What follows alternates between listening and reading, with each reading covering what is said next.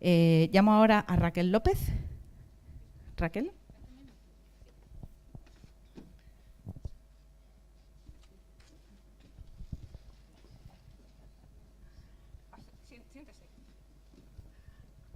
Voy a presentaros a Teresa Durán.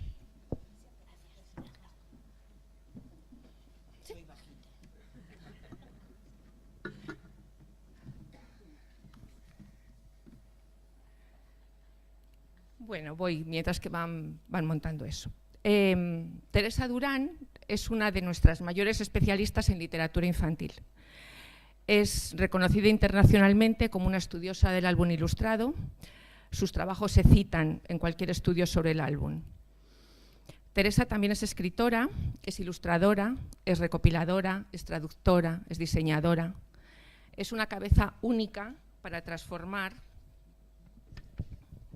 un montón de libros en una exposición. Exponer literatura no es fácil y Teresa tiene una gran habilidad y una gran inteligencia para hacer visible lo que solo abriendo los libros podríamos conocer. Yo dije enseguida, me pido presentar a Teresa, porque creía que así la vida me daba una oportunidad para poder decirle algo que siempre he querido decirle. Y es que Teresa es un bicho raro. Teresa tiene la inquietante sonrisa del gato Cheshire. No eres desde que era así. Mi abuela ya lo decía. Y el descaro de Olivia. Tiene el orgullo de Frederick y la sencillez de Pomelo. Cuenta cuentos como el padre del ratón de Historia de Ratones y siempre quiere saber, como el protagonista, el topo, de aquel título tan largo. Pero Teresa ha sido, sobre todo para mí, el petirrojo del jardín secreto.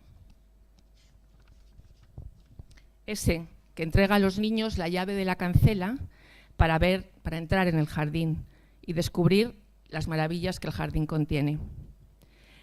He acompañado a Teresa a varias ferias del libro, a Bolonia, a Montreuil, y en cada una de ellas me ha dado la llave del jardín de los libros. Mira allí, fíjate en este, conoce a este autor, mira esta edición. Y esto lo hace siempre alguien generoso y espléndido. Esto lo hacen los petirrojos en los cuentos y los maestros en la vida. Y Teresa es una maestra. Gracias por acompañarnos y te esperamos.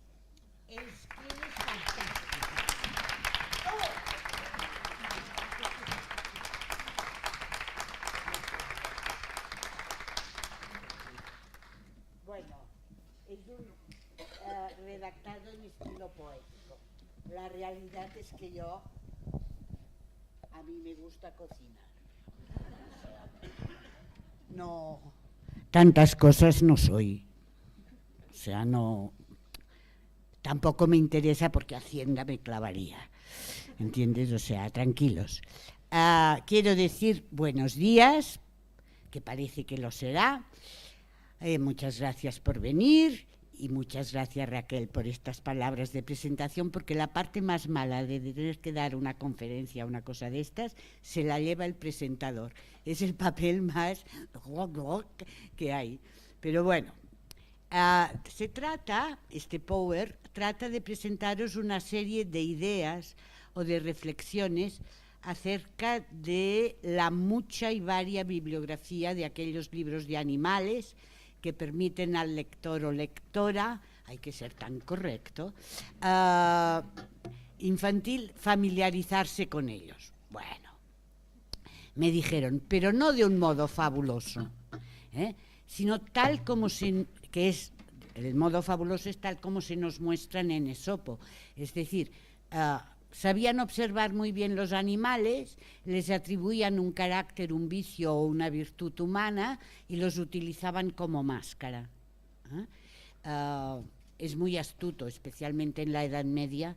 Esto funcionaba de maravilla, porque en vez de decir el rey y que te vengan después y te apuñalen, tú dices el león, y funciona muy bien. En vez de decir el militar, que le tienes un pánico horroroso, dices el oso y ya está. O sea, poder enmascarar a los humanos no es mal truco, y así está la pervivencia del carnaval.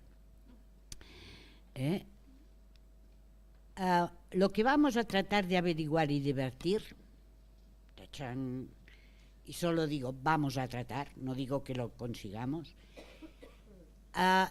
es cómo son y qué contenidos ofrecen los más recientes libros protagonizados por distintas categorías animales, donde estos queden retratados como lo que son y nos permitan conocerlos de un modo fiable.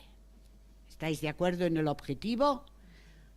Los de Lina y el PRAE, ¿estáis de acuerdo que este era el objetivo? Bueno, así no me he equivocado.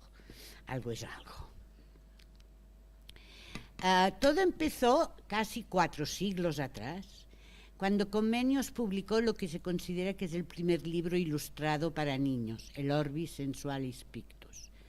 De hecho, se trata de un manual escolar para aprender a leer en la lengua vernácula y que contiene todo lo que un escolar puede comprender y asimilar mirando a su entorno.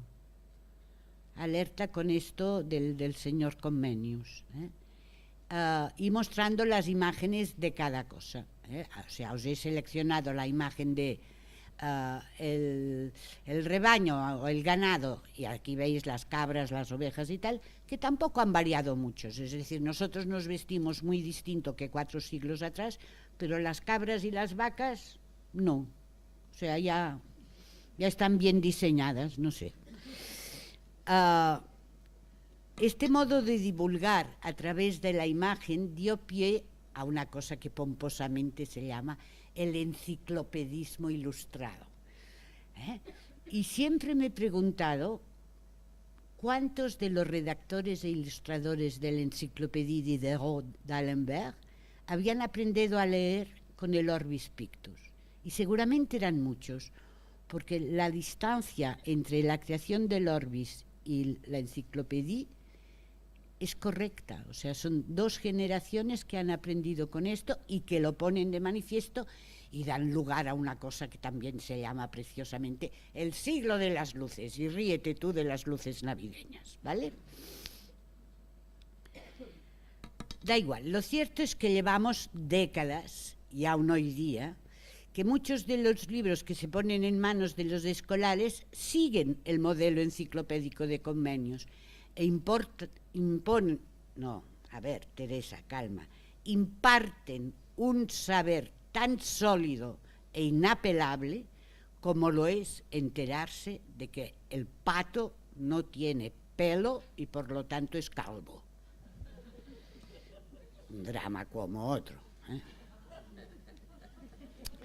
Con la aparición de las agencias fotográficas en los años 80 y 90, muchas editoriales se dedicaron a publicar libros enciclopédicos, profusamente ilustrados. Me encanta este adverbio, profusamente ilustrado. Nadie dice me han servido un entrecot profusamente salado. O sea, es un adverbio que no sirve para nada más que para profusamente ilustrado. Si alguien encuentra la aplicación de un profusamente peinado o un profusamente calzado, que me lo diga, porque hay adverbios como de un solo uso. Bueno, pues eso. Se vendían las enciclopedias que eran profusamente ilustradas y los padres, sobre todo los abuelos, los padres, los maestros y los bibliotecarios las adquirieron y las adquieren convencidos de que en aquellos volúmenes había y hay todo lo que hay que saber, por ejemplo, sobre los animales. ¿Vale? Pero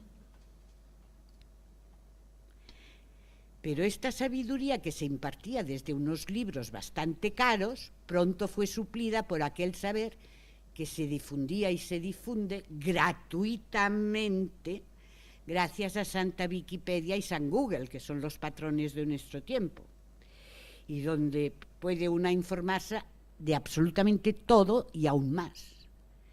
Horror, terror y pavor entre los editores. ¿Qué hacer?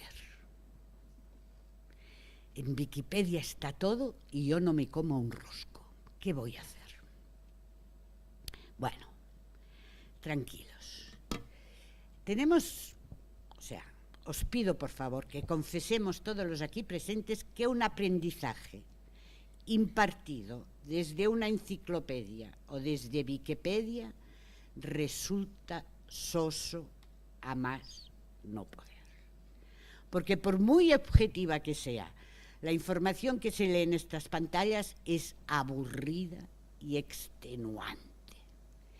Y es que en el redactado enciclopédico el saber se imparte y no se deja que el lector lo infiera. Y este cambio de verbos es muy importante, tanto educativamente como familiarmente, como todo. Hay mucha diferencia entre impartir un saber o inferir un conocimiento. Y este es la llave de tuerca. En un caso el contenido se divulga de arriba abajo y en el otro el conocimiento va de abajo arriba, de lo que sé hasta lo que alcanzo. Como a los editores, los hemos dejado temblando de miedo con una ilustración de puño.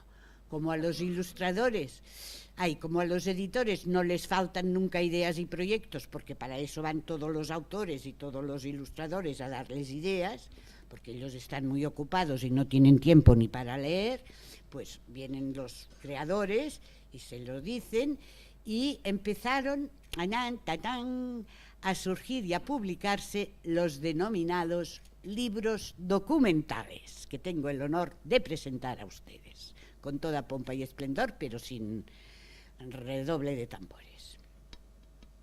¿Qué es un libro documental? Hay quien le denomina libro de conocimientos, pero, por favor, todo libro difunde un conocimiento u otro, ni que sea el del nombre del autor. O sea, es imposible que no haya un conocimiento en un libro. La literatura de ficción también proporciona un buen conocimiento. Por ejemplo, yo gracias a Guillermo el Travieso me enteré de que en Inglaterra el té se toma a las 5. Y esto es un conocimiento que ha durado hasta mis 70 años. Tomo el té a las 5, o sea, no hay vuelta de hoja. Sea como sea, yo prefiero, y la he sacado de Francia, la denominación de libro documental, que se define o debemos definir como una suma. Es decir, el libro de conocimientos hace sumar, no es un libro de aritmética, pero suma. Se necesita un soporte físico que explore todos sus recursos, pop-up, tapadura, solapas, transparencias, todo lo que el soporte da de sí, una información veraz y una tarea divulgadora, sea del texto y de la imagen, o de la suma del texto y de la imagen, que aquí es donde el acto de sumar se convierte en creativo, ¿vale? Y esto permite la construcción, que no adquisición, la construcción de un saber. Los saberes se construyen, no se acumulan. Quien los tiene acumulados ya os he dicho que es Santa Wikipedia. ¿Vale? Un buen libro documental puede y debe permitir al lector todas estas cosas, que son muchas, y las he seleccionado porque tenía más, pero Raquel me dijo 40 minutos. Y ahora voy a intentar demostraros en qué consiste. Una es reconocer y ubicar. Esto, si estás aquí, supongo que tú te pasas el día haciendo reconocer y ubicando los helechos, que te ha preocupado mucho lo de los helechos. Katsumi Komagata, si este libro lo conocéis, y espero que esté aquí, permite reconocer cuál es el itinerario del salmón. O el muy sencillo, mis vecinos los insectos, es un pop-up, y dices, mira, pues la hormiguita está en el cajón del pan. Vale, pues bien.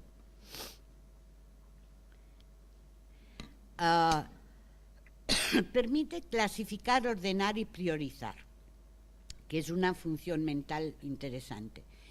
A mí me gustó mucho el 1, 2, 3 ya, que te pone los récords de los animales y eres tú quien tienes que decir, pues el que gana es este, porque corre más que el otro.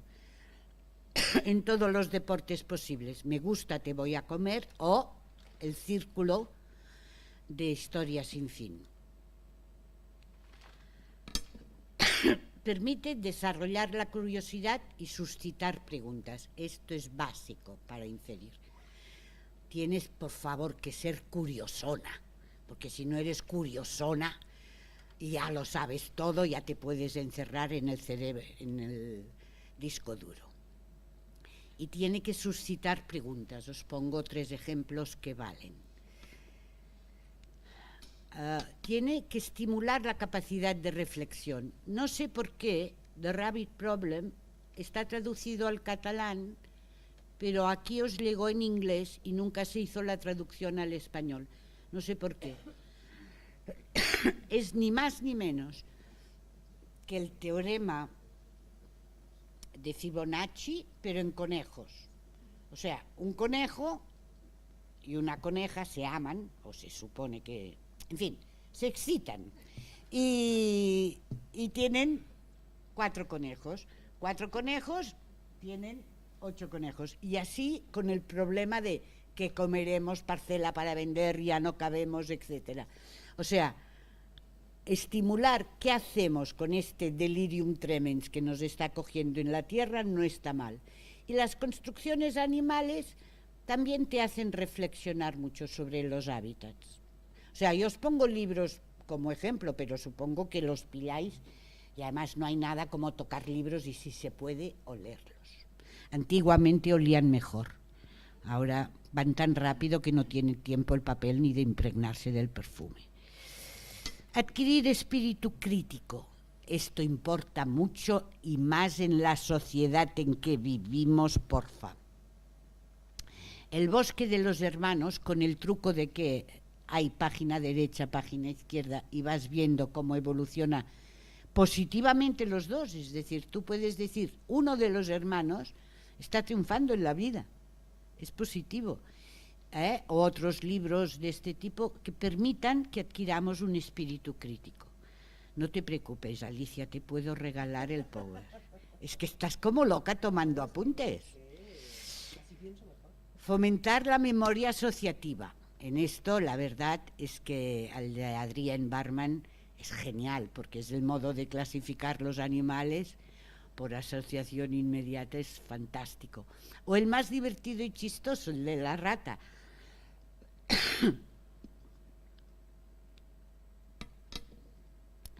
Hemos de poder experimentar, comparar y sintetizar.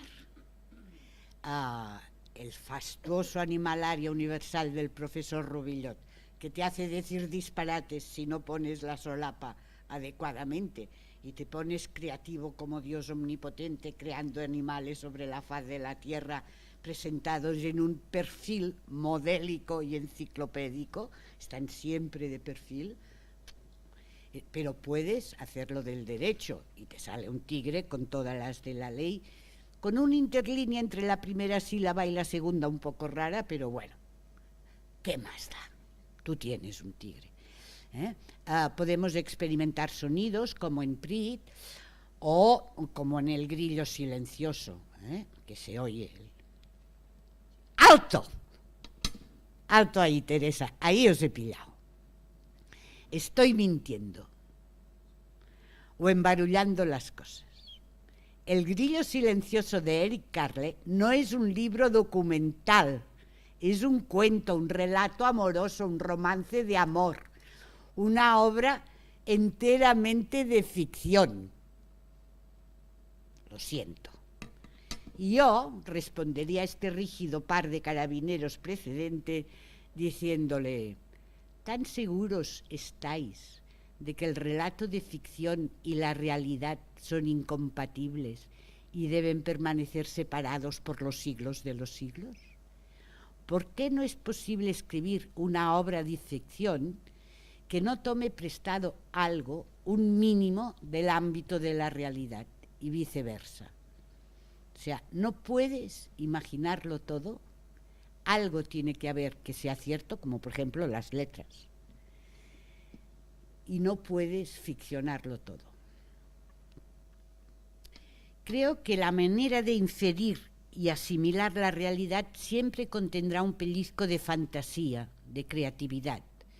Al menos en los libros documentales para niños, esto es así, y lo acabamos de ver. Hay fantasía en estos libros documentales. Y esto es lo que los hace tan enriquecedores, que no son como una página web, o como una Wikipedia.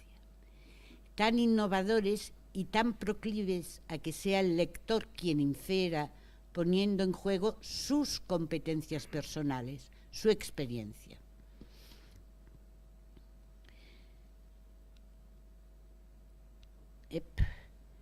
Y por ello vamos a continuar viendo cómo muchas de las competencias que he citado como propias de un buen documental se pueden hallar también en las obras de ficción. Reconocer y ubicar. El de Dientes de Cocodrilo, con aquella expedición para lavarle los dientes a un cocodrilo que está debajo, yo diría que es de Kioto, no de Tokio, sino de Kioto, porque Kioto está más sobre el agua. O dentro del agua, dentro de casa, o incluso Platero y hoy el huerto. Y sobre todo el dibujo este del medio, este de aquí, con los retratos de todos los antepasados, que es algo que está en muchas casas. Reconoces y ubicas. Es un relato de animal, pero tú estás reconociendo y ubicando. En clasificar, ordenar y priorizar. Es evidente que la sorpresa de Nandi, que se va quedando casi sin fruta, a no ser por las mandarinas. O quiero un gato, o la tortuga, este te lo dedico, Alicia. Y no lo sabía, lo tuyo. Se tiene que desarrollar la curiosidad y suscitar preguntas. Yo la verdad es que el zorro de Ron Brooks, que no sabes cómo acaba y que te quedas con la pregunta dentro de ¿escapará o no escapará? Y los muy bonitos de Antoine Guillaume, o ¿por qué viene un tigre a tomar el té? Que también tiene su qué, y que tú tengas el té preparado, y creo que es a las 5. Cualquier libro de ficción puede estimular la capacidad de reflexión, sea el que sea. Cualquier libro de ficción puede permitir adquirir espíritu crítico. El de Mi gatito es muy bestia, lo es. Porque además, como lo he tenido que traducir yo, también dices, toma castaña, qué bestia que eres. Pero está muy bien. Te pones crítica, te pones analítica ante estos libros, es decir, ¿qué me están enviando? Fomenta la memoria asociativa. El PES está lleno de asociaciones vitales. El ¿cómo es posible que no sepan que se me ha muerto Elvis y que no estén de luto? Es total.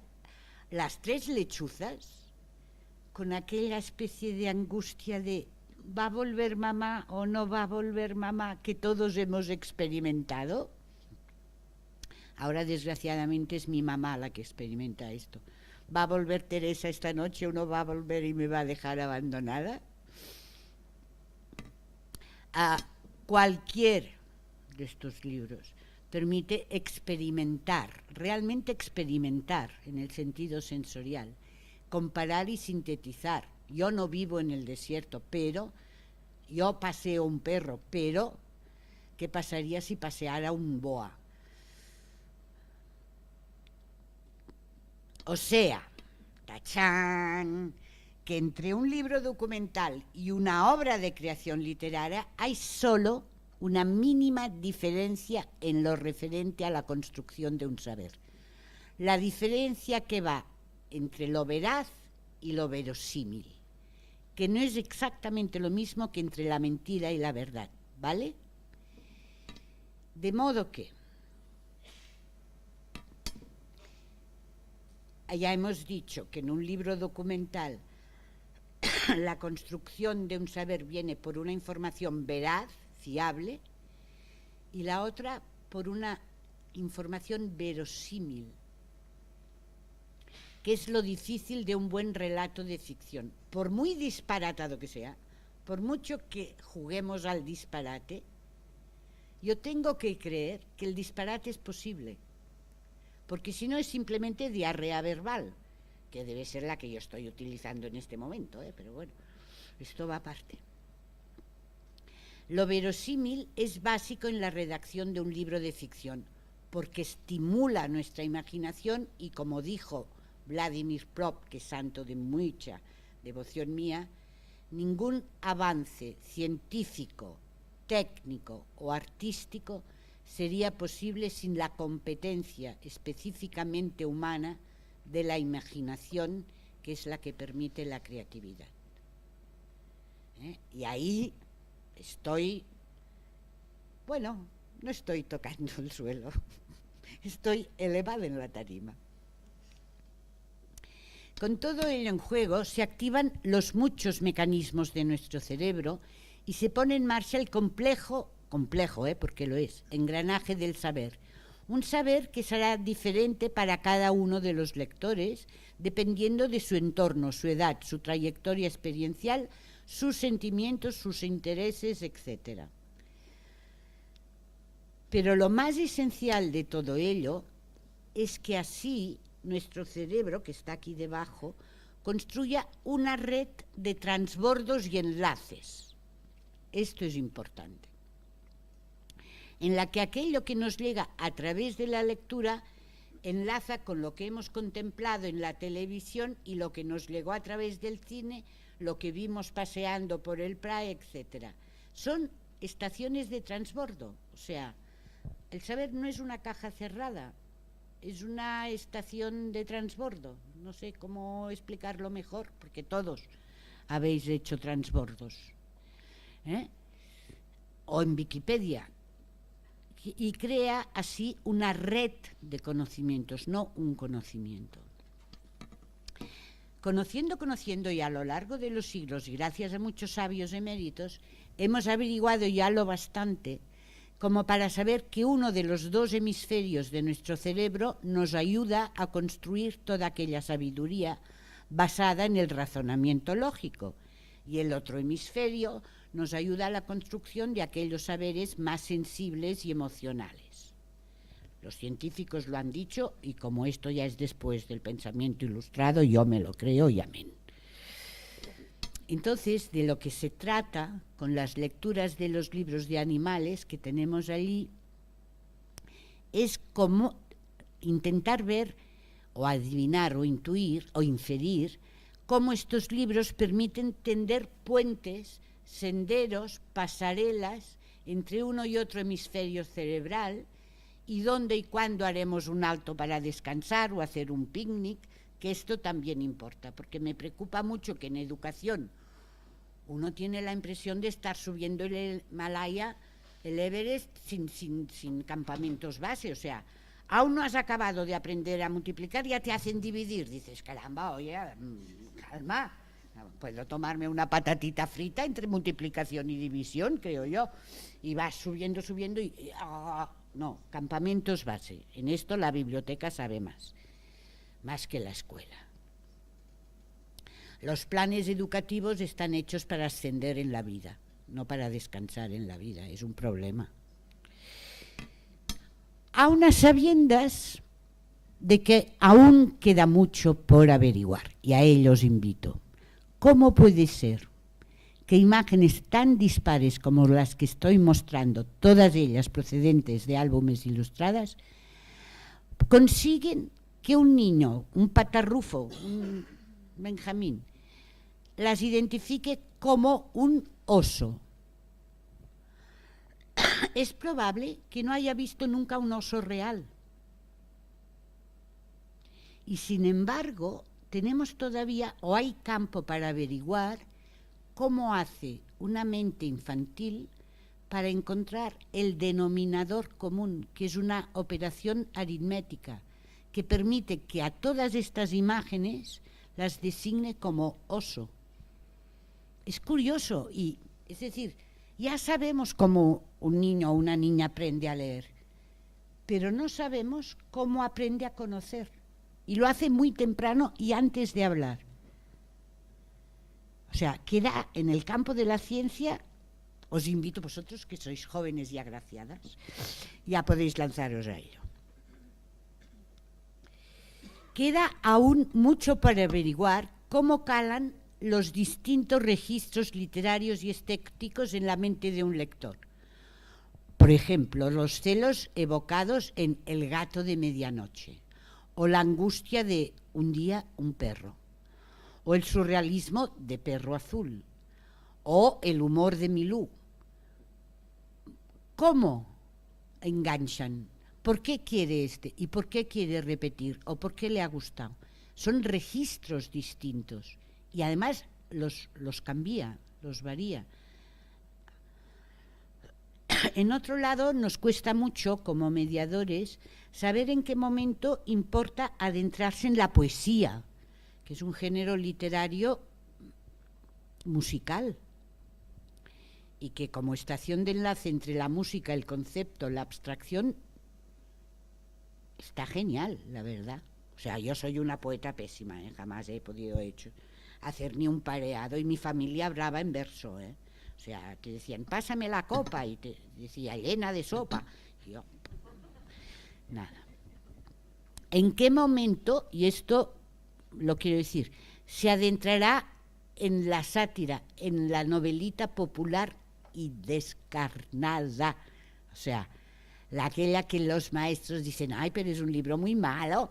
Y tú dices, no, es un libro muy bueno, porque es el que se pasa por debajo del pupitre, no por encima.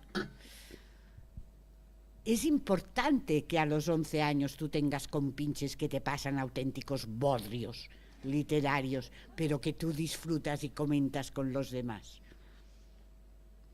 Hay que dejar que tengan una cultura popular generacional y no hay que interferir. Ya inferirán ellos después. A ver, ¿de cuántas malas novelas se nutrió Alejandro Dumas, por favor? ¿Qué obras de teatro había visto Shakespeare? Pues seguramente muy malas. Y ello no le impidió. Incluso el propio Cervantes escribió lo que escribió porque estaba harto de leer noveluchos. O sea, no hablemos mal de la mala literatura, silenciémosla si queréis, pero dejad que se divulgue porque saben mucho. Los de 11, 12 años saben mucho explicarse. Oye, este me ha encantado. Vale, pues adelante. A nosotros nos toca hacerles ascender este verés que mencionaba antes, con el libro de Jack London o con estos grandes clásicos. Y no es fácil subir a ellos. Y sobre todo, importa mucho que una vez subido haya un aperitivo después. Confieso que cuando tenía 19 años, entre los compañeros de universidad me decían, tú no puedes dedicarte a la literatura si no te has leído el Ulises de Joyce. Yo me lo tragué, como quien se traga jarabe para la tos. 10 paginitas al día. Perdida como no había estado nunca. Lo acabé. Cuando acabé de leerlo, el Ulises del Joyce, dije, voy a buscar Tintín en el Tíbet para esta noche leer. Y creo que sí, que lo hacemos naturalmente, que si has tenido un día muy denso laboralmente, quieres una serie de televisión que despeje. O sea, hay libros Kleenex, de veras, que te quitan el sudor de la frente. Hay que tenerlos. Todavía tenemos que investigar ¿por qué no mezclamos la leyenda religiosa de los 3 Reyes Magos de Oriente que cabalgan a lomos de camellos con los fidedignos grabados enciclopédicos? Es decir, la cabalgata de Reyes sale cada año el 3 de enero, en latitudes como Valladolid, que los pobres camellos deben tener un frío morrocotudo. Me gusta mucho que los nórdicos hayan inventado Papá Noel que va en reno, porque tampoco veo al reno atravesando el desierto de Arabia para llegar a Belén a adorar al niño, pobre reno, pero tampoco veo el camello yendo a los lapones. No, está bien que cada tradición religiosa haya encontrado su animalito preferente para repartir regalos, pero nunca con la enciclopedia y nunca con ninguna duda sobre la vida sexual de los camellos de los reyes y ninguna duda con lo que presenciamos en un cortometraje que se basó en un relato de ficción de Gonzalo Moura. ¿Por qué lo mantenemos tan separado? ¿Es que la estación de transbordo no funciona? ¿O es que hay que decir, mañana a las 5 haremos transbordos variados, como quien va de tapas? Y se hacen transbordos y se permiten espontáneos y salen cosas estupendas. A ver, ¿cómo prevén los mediadores, que sois vosotros, un itinerario lector que vaya del relato oral, por ejemplo, de Jonás y la ballena, que está en todas las culturas del mundo, o en el mito de San Brandán o en el Kraken, este monstruo marino devorador, que salva a algún elegido por el hado, a otro gran mito literario que es Moby Dick. O sea, ¿cómo pasamos del oral a lo clásico? ¿A través de qué escalas o de qué desviaciones? Buenos días, querida ballena. Puede remitirte muy bien a Jonás y la ballena, pero Malena Ballena no. Ballenas en la ciudad puede remitirte muy bien a Moby Dick, pero a Cap no, o menos. O sea, cada día, al hacer el transbordo literario de nuestros niños, hay opciones que pueden llevarle a un patrimonio o a otro patrimonio. Y no importa cuál sea el patrimonio, no hay buenos y malos. Y si es posible, os lo acabo de decir, no demonicemos los contenidos de los mensajes que nos llegan por distintos soportes. Todo ayuda a la construcción del saber. Tanto el lastimoso relato autobiográfico acerca del bullying que sufrió el patito feo, como los jocosos berrinches del pato Donald. Y lo que me hubiera gustado crear es interpretar o ver en dibujos animados al pato Donald interpretando el patito feo. O sea, no se ha hecho, pero podría ser. Claro, dices, ¿y por qué el pato Donald fue siempre tan guapo y tan vestido a la marinera? No ha nadado en su vida, O sea, se viste marinero, pero debe hacer la primera comunión, no va más allá. Pues sería una película estupenda, un guión estupendo. ¿Entendéis? Es estos cruces los que creo que ayudan. Ayudan a tejer una sabiduría. Nunca sabremos, nunca, y es una suerte que no lo sepamos todos, qué recovecos o hendiduras quedaron fuertemente arraigados en nuestros individuales itinerarios receptores. Pero a mi edad ya puedo deciros que el mío al menos fue un viaje que me llevó hasta el infinito y más allá sin haber estado jamás demasiado cercana a un entorno repleto de animales. Muchas gracias.